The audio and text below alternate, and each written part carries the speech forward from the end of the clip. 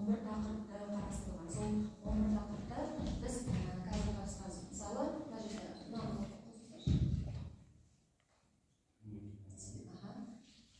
міне көріп отырғандай, қарап отырсақ, алты бөлім, яғни компьютерлік жүйелерден бастап әрқайсының тақырыптары бар, және солардың қай тақырыптар именно тақырыптың ішінде қандай тақырыптарды қамту керек, осы специфика бойынша біз жаңағы дайындық жұмыстарын уже бастап кеттік. Енді бірінші жаңағы біздің кіріспеміз. Нені қоясың?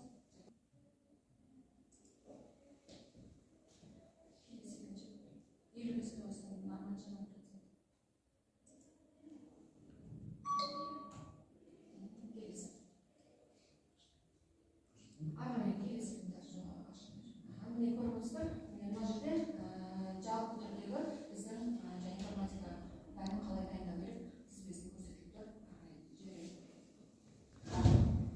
Бағана айтып өткен 6 тақырып бойынша компьютерлік жүйелерден бастап соңғы біздің бүкіл барлық 7 сыныптың 11 сыныптарды арасын қамтыған осы біздің тақырыптар. Жалпы бұның ішінде бізде тест мазмұнында болса, жаңа 7 және 11 сыныптар бойынша жаңа көрсетіп отырған спецификаға байланысты барлық тақырыптар, яғни сол тақырыптарды қамтиды. Жалпы информатика бойынша бізде 35 сұрақ беріледі. Мысалы 20 сұрақ бір дұрыс жауап болса, 5 жаңа контексті, 10 сұрақ бір немесе бірнеше жауап. Осы бойынша біздің жалпы информатика пәнінен 35 сұрақ келеді. Мысалы жүрген тақырыптары үлесі қандай болып табылады? Мысалы мына жерде бағана айтып өткен 6 бөлім бойынша әр тақырыпты, яғни әр бөлімді мынандай пайыздық бөлімге бөліп қойған. Мысалы компьютерлік жүйелер 7 сыныптан бастап 16% болса, ақпараттық және программалық қамтамасыз ету 8% және тапсыру сияқты. Әр осы жаңа пайыздық бөліміне байланысты біздің тақырыптардан кездесетін түрі. Мысалы компьютерлік жүйелер тақырыбында қарастырылған бұл жерде компьютерлік құрылғылары, компьютерлік жүйелер және оларды ұйымдастыру бойынша және ақпараттық қауіпсіздік тақырыптары кірістіріледі. Және оның ішінде компьютерлік жадының түрлері немесе компьютерлік жүйелерді жүктеу, бұлттық технологиялар, калькуляторлар және тағы сол сияқты тақырыптарды біз кіргізе аламыз. Одан кейін бар ақпараттық қауіпсіздік және интернет алаяқтық және тіркелу жазулары, аутентикация, биометрия деген тақырыптарды қарастырамыз. Келесі екінші бөлім бойынша ақпараттық процестер. Бұл жерде қамтылатын тақырыптар ақпарат үлгісінің, оның ішінде именно ақпараттар өлшеу бірліктері және ақпараттық қасиеттер, көлемдер деген тақырыптарды біз қарастыруымыз болады. Одан кейінгі тақырып жаңа есептеу жүйелері, яғни ақпараттық процестер бөлімінің ішіндегі қарастырылатын тақырыптар. Мыналар солардың ішіндегі бөлімдер. Мысалы есептеу жүйелер, сондағы санау жүйелері кіреді, логикалық негіздер, яғни біздің логикалық операциялар, коммутация, инверсия, тағы сол сияқты алмастырулар бойынша кіретін тақырыптар ақпараттық кодтауда, яғни Unicode пен ASCII сыныптарын кодтау кестесін. Міне сөйтіп жүйелесек, әр тақырыпты көріп болса, мен компьютерді ойлау, оның өзінде біздің программалық тілдер, алгоритмдер, және программалау. Қазіргі таңда көбінесе біздің программалау тіліне, яғни алгоритм ең алғашқы алгоритмнің жазылуынан бастап, одан кейінгі программалау тілі барлық Python тілін программалау осы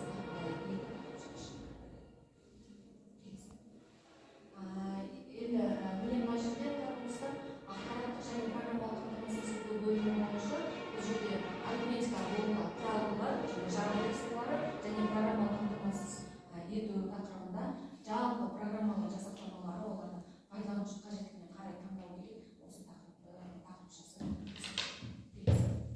Бесінші бөлімде ақпараттық процестер мен жүйелер, яғни бұл жерде деректер қоры, яғни SQL-дан бастап, базадан дейміз деректер қорынан бастап, жалпы біздің деректер қорының ұғымынан бастап, одан кейін жазба, терминдер қалай кіреді және мәліметтер қоры, мәліметтер қорында міндетті түрде біз тек қана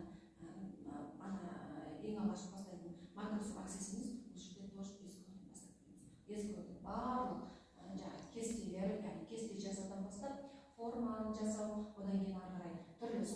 құру, сұранысты құрып болғаннан кейін сол веб парақшалармен деректер арасында қалай байланыс орнату тақырыптарын біз қарастырамыз. Одан кейін ақпарат технологияларды дамытуда қазіргі заманғы процестер, яғни бұл жерде машиналық оқыту, яғни нейрондық жүйе, яғни оны машиналық оқытудың өзі Python тілінде программалау, содан ары қарай сценаристер, нейрондар және заттар интернеттің перспективасы бойынша тақырыптарды қамтамасыз етеді. Одан кейінгі осы тақырыпқа ішіндегі IT стартап, яғни қазіргі кезде білесіздер, кез келген оқушы немесе жаңағы студентті бізде ғылыми неде IT стартап жобасына дайындау дейді. Міне мына жерде де осы IT стартап дайындау түріне, яғни сол түсініктен бастап, яғни қандай платформалармен жұмыс жасау керек, және оларды қалай пайдалану керек, және оларды қалай біз жаңағы нарыққа шығарып стартап жобаларын беру керек, осы түсініктер, яғни осы ұғымдарды біз қамтамасыз етеміз.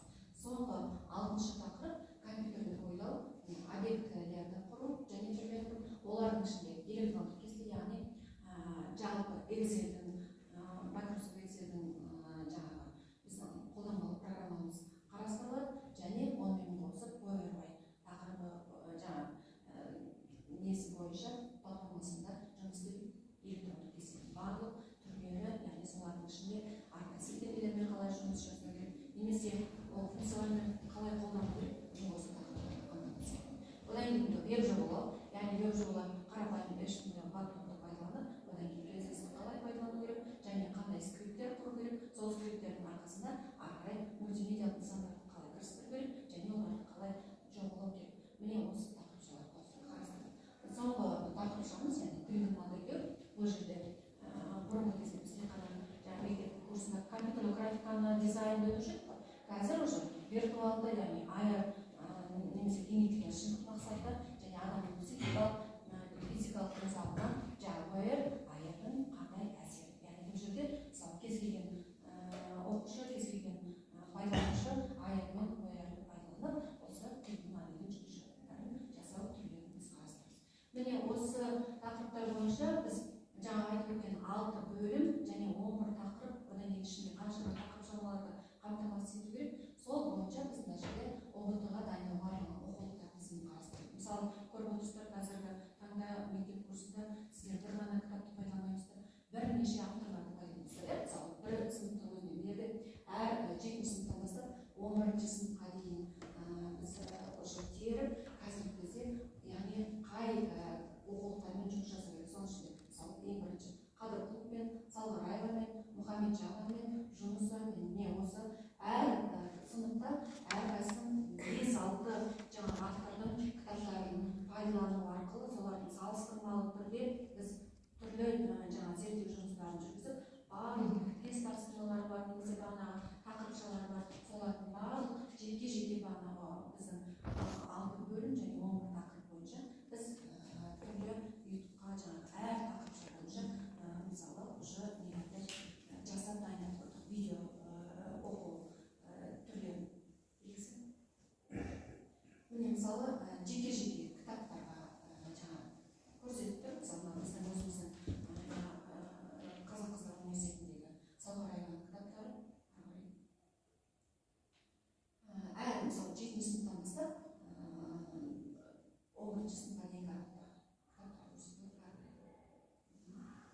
Енді бұларды біз қалай пайдаланамыз? Біз түрлі қазіргі кезде кез келген пайдаланушының қолында, оқушының қолында, мұғалімнің қолында, немесе ата-ананың қолында смартфондар, планшеттеріміз бар. Яғни біз түрлі ресурстарды пайдалана отырып, сонда Instagram, Facebook, немесе тағы басқа да социалдық желілер арқылы, әлеуметтік желілер арқылы біз пайдалану жұмыстарын, осындай ресурстарды пайдаланып қосымша дайындауымызға болады. Бұл бір шетінен біздің мектеп мұғалімдеріне көмекші ретінде, бір шетінен ары қарай болашақта кез келген жаңағы оқушы қолжетімді түрде қай ресурсты пайдалану керегін біз мына жерге көрсетіп қойдық. Мысалы, өзіміздің жаңағы айттық қой, Қыздар университеті бірінші бастама жасадық. Мына жерде барлығы көрсетіліп тұр, яғни қай жаңағы ссылкаға кіру керек, яғни оларға қалай көрсету керек, барлығын берілген десеңіздер, мына нені жіберемін, өздеріңіз қосымша пайдаланып болашақта өз жұмыстарыңызға пайдалануға болады. Одан кейін ол енді біз жалғыз мектеп емес, бүкіл республика Қазақстан көлемінде жұмыс жасап жатырмыз. Яғни ол жерде бізде бірнеше оқытушы, яғни бірнеше жауапты адамдар өзінің сабақ кестесін қойып, кез келген уақытта жаңағы Zoom бар, немесе басқа да Teams бар платформалармен, Instagramмен, WhatsAppпен хабарласып отырып сабақ кестесін қойып, мысалы 1 сағаттық немесе 40 минуттық деген сабақ кестесін қойып, ары қарай біз жұмыс жасауға мүмкіндігіміз бар. Міне жалпы біз оқытуға дайындық бойынша сұрақтарымыз болса қоя жатырсыздар. Енді одан кейін мен бір жаңағы көрініс ретінде өзімнің дайындаған программалық тілі бойынша жаңа ютубқа салып қойған немді видео урогымды көрсетейін. Бізде барлығы түсіндіріп Сонымен бірге осы видеосабақта біз 12-ші сабақ толыққанды цикл және 13-ші басқару командалары, break, continue және else-ны қарастырады. Циклдық алгоритм. Циклдық алгоритм дегеніміз не? Циклдық алгоритм бастапқы орындалмашы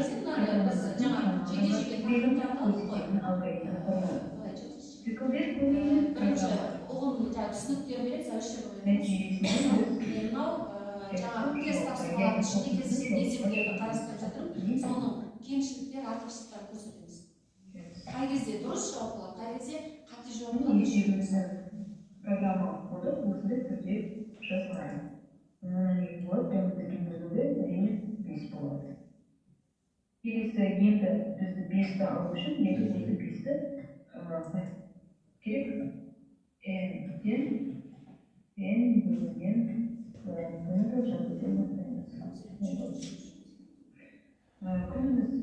біз n+1, яғни бір күнделікті артып отырады, және біз 10%-ды бұл жерде, мына жерде 10%-ға көрсетеді. Бұл жағдайда бірінші бізде күні және екінші күні бізде исәннің жауапқа шығарады.